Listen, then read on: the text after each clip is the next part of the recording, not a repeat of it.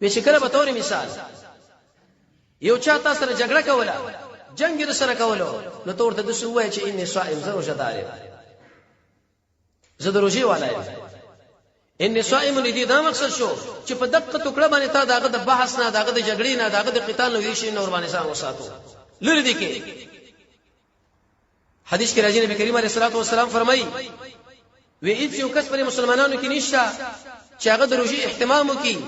روزه ونی چې په صحیح معنا باندې مگر الله عز وجل داغه مخه د اویا کلو په اندازه باندې د جهنم د اور نډیر لري ساتي څومره کارونه د جهنم موږ کړی دي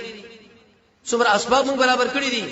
لیکن د دې ټول د پر اساسي بنیادی سبب چې د اویا کلو نه بلکې د زیاتو خو عربو کې زیات عدد د اویا و د جهنم نه موږ باندې بچ کول وغواړو هغه بنې مگر د قدر روزي اهتمام د روزي مسله لیکن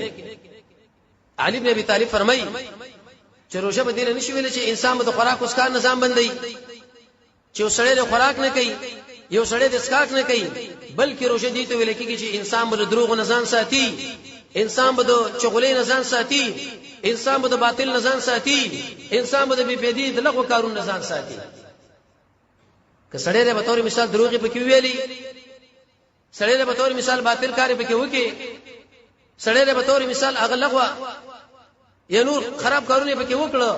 د علي بن ابي طالب د خبرې مقصد دا دی چې اېده د روزه د شیشو لکه واقع په مرتبه عدم روزه کې غیبت پکې وکړي ایواز خدانه چې څه داخله بندګه زړه بندواله پکې راغې د غوګونو بندواله پکې راغې د لاسونو بندواله پکې راغې د نور مسله پکې رااله